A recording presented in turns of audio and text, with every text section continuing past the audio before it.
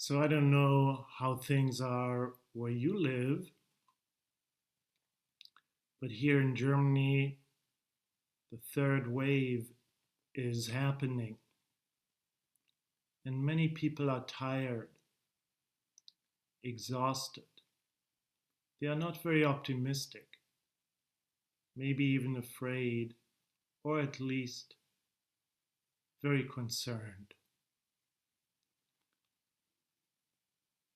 I can also find all of this in me, and I find it very understandable.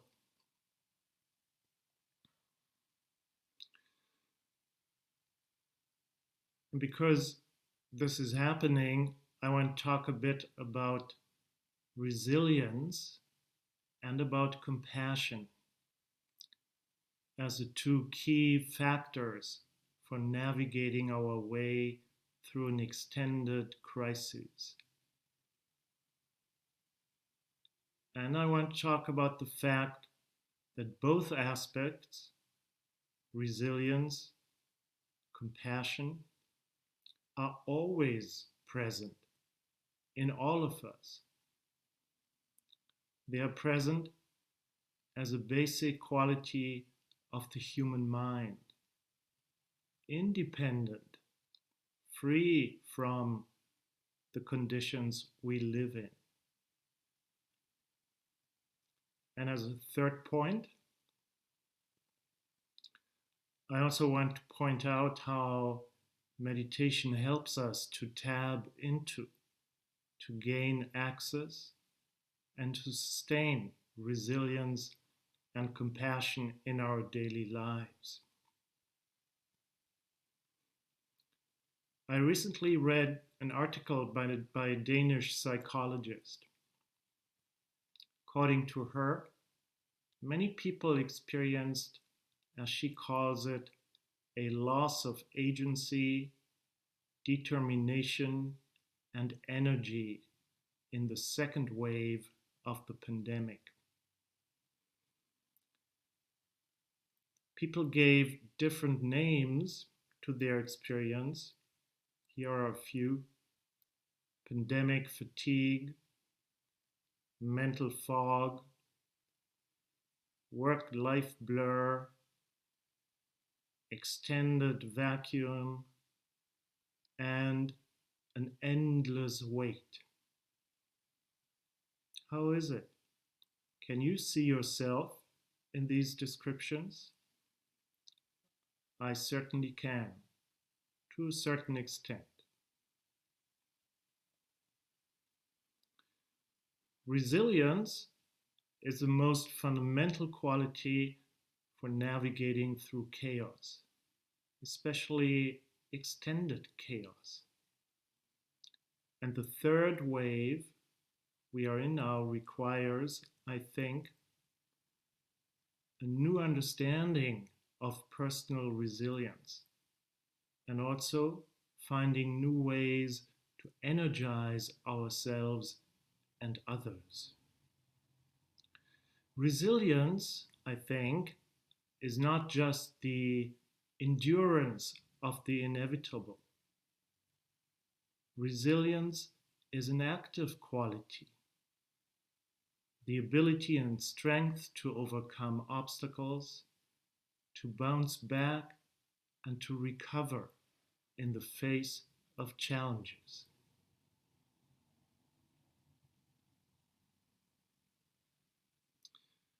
And to give you an idea how meditation can be a process of tapping into and reconnecting with our resilience, I want to compare meditation to an ancient myth that came to my mind.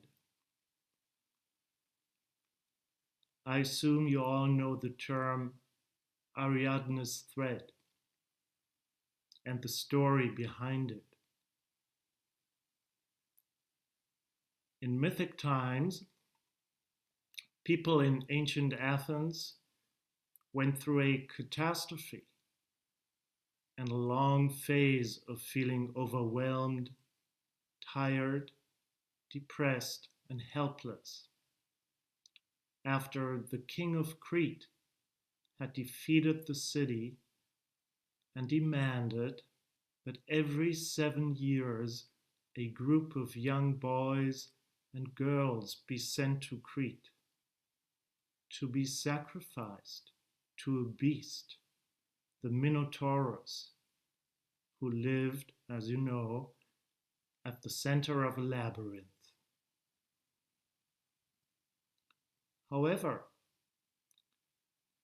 when this was about to happen for the third time, Theseus, son of the king of Athens, joined the group. And on Crete, Theseus met Ariadne, who gave him a long red thread to navigate his way in and out of the labyrinth. As I'm sure you know, Theseus succeeded and saved the group of young Athenians of being killed. And the rest is a long, complex, and tragic love story between Ariadne and Theseus, and I'm not going to go into it.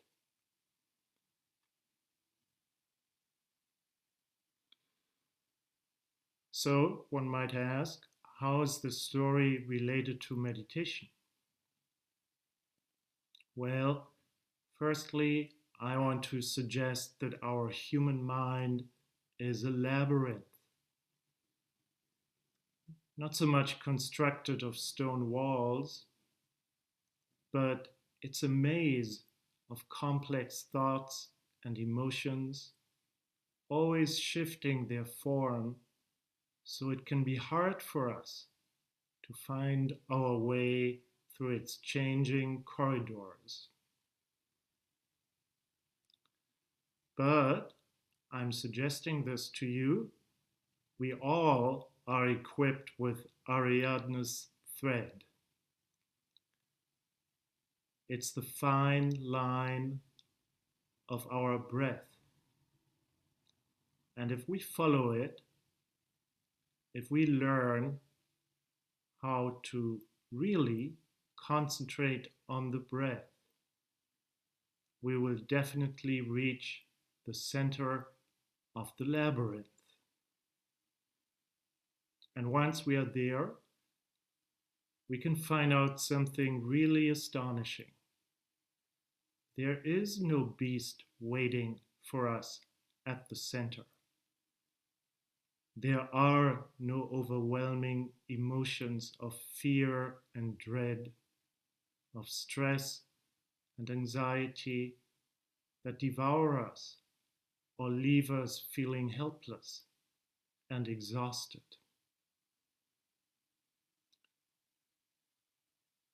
These emotions exist. However, they live, so to speak, in the outskirts of the labyrinth, on the surface of our mind. At the center,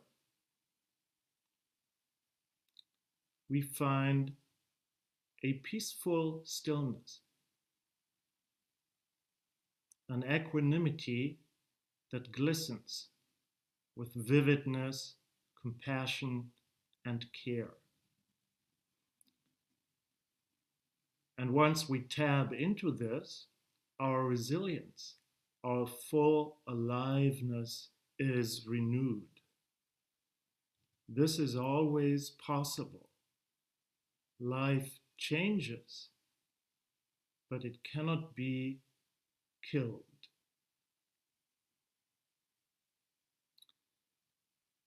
And then there's, of course, after meditation, so we can safely follow Ariadne's thread, that is our breath, back out of the labyrinth and express these qualities in our daily activities.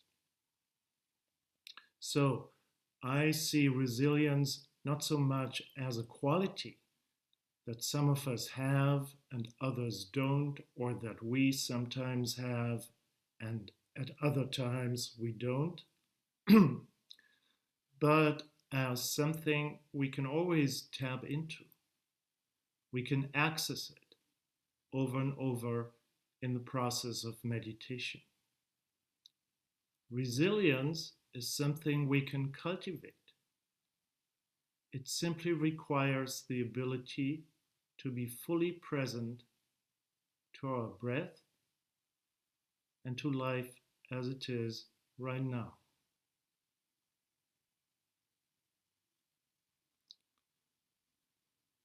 But I also see something else in this ancient myth. Both Ariadne and Theseus are moved by compassion. The fateful destiny of the group of Athenian youngsters motivated them to act, to help. One aspect of compassion is to see and to interact with the whole person, to have a perspective or to learn a perspective which does not reduce ourselves and other people to how they think, not even to how they act, but to respect them for who in truth they are, to see their wholeness, their completeness.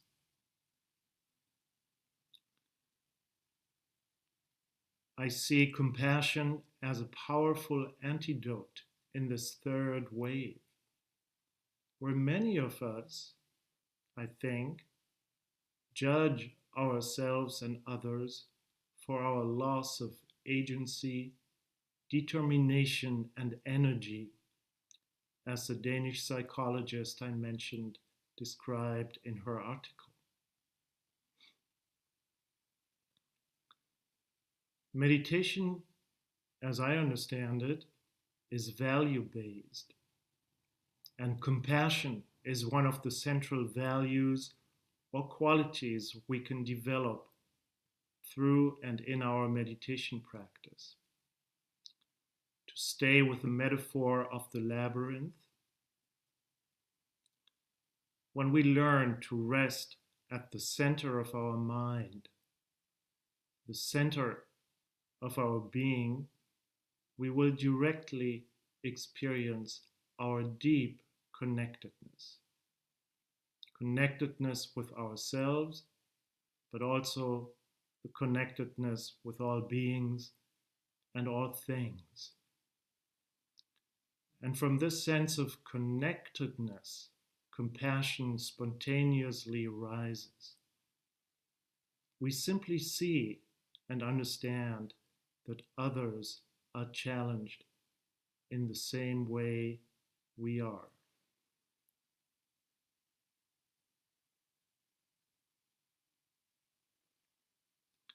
And I think in this time of a pandemic, in which other people and their breath have turned into a kind of threat, where we perhaps feel more and more isolated and depleted, this human feeling of connectedness is a powerful antidote which reconnects us with the fullness of life, reconnects us with each other, and gives us back our sense of agency and determination. As I see it, Ariadne and Theseus also must have felt depressed and anxious, considering the challenges, the catastrophes they experienced in their time. In the face of an ongoing catastrophe in Athens for 20 years, they also must have lost some of their sense of agency. That is, their sense of expressing themselves fully. And yet, somehow, they were able to go beyond their thoughts and emotions and act for the welfare of others. This is what made both of them heroes, from the ancient Greek word heros, which originally means protector. Zen practitioners are heroes, so to speak, because they protect beings. They go beyond and work for the welfare of all beings, especially, but not only, in times of great crisis.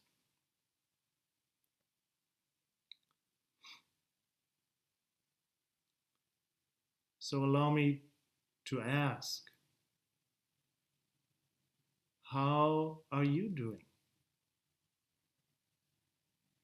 How do you find resilience in daily life? And how do you find ways to energize yourself and others? Let's talk. Thanks for listening.